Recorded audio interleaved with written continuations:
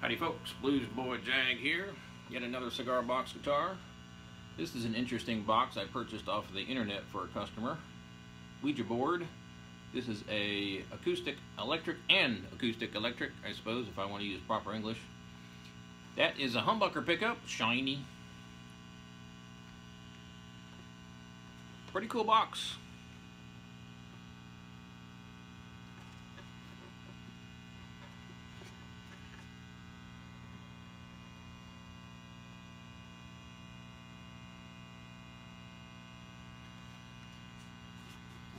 Signed and numbered, adjustable neck on the bottom there, so you can raise or lower the neck just a little bit, so the strings are higher or lower depending on how you want to play it, finger style or slide.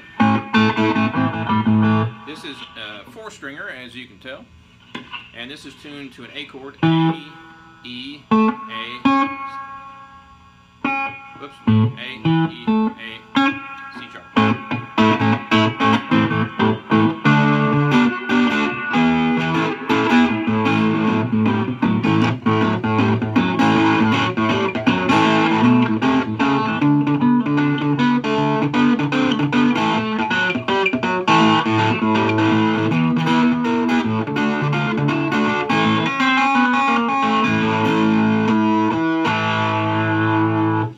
So that's how it sounds electrified, and this has a really cool bright tone acoustically. I'm going to use a pick on this to make it sound a little bit better.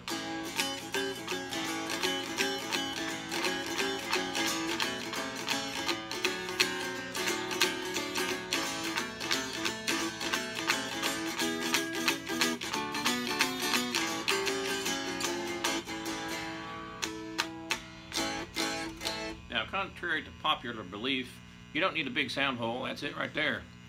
And the reason is these are much smaller boxes than a regular acoustic guitar. So the bigger the box, the bigger the sound hole. The smaller the box, the smaller the sound hole. Something like that. So this may not sound super loud coming over the video. It's what I call living room volume. Acoustic cigar box guitars are never going to be as loud as an acoustic wood guitar, real acoustic guitar, due to their size. And these are pretty skinny, so there's not a whole lot of resonating going on. But I've recorded several songs with these acoustically. I get a nice microphone, stick it right there. Sounds great. That's also great for practicing late at night. Don't keep the kids or the wife up, or the husband. Got a great electrified tone, just a great electrified tone. Did I say great? Great electrified tone.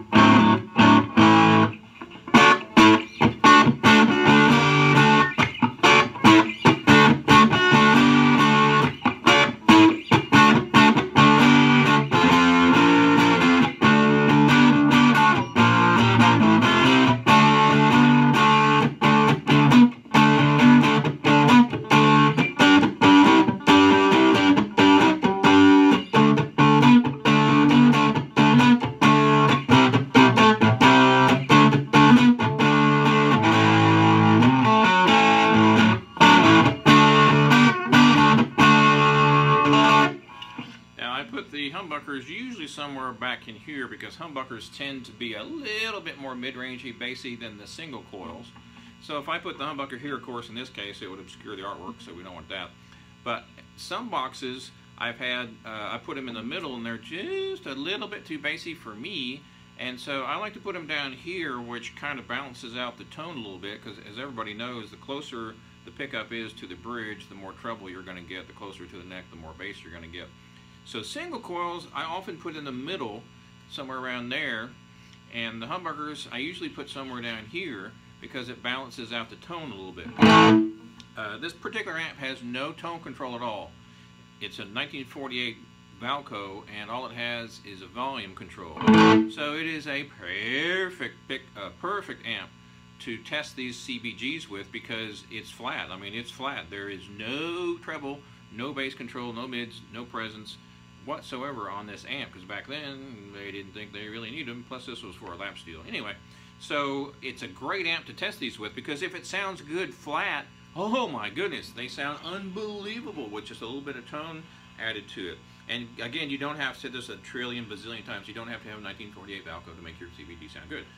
The only reason I use that amp is because it's flat EQ, and so if it sounds good through this amp, you just wouldn't believe how good these things sound through a good amp with tone and volume and mids and highs and presence and the whole bit.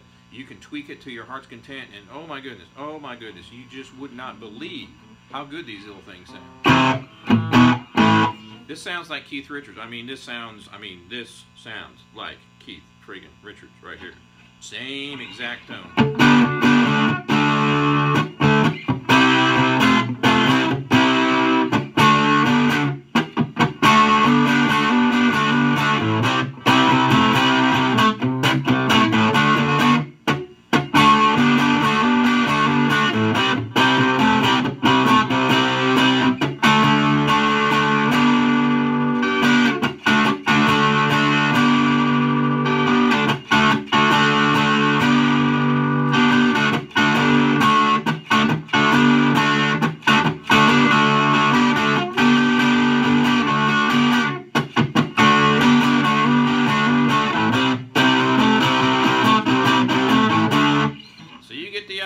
Once again, thanks for watching and thanks for your kind support. Toodles.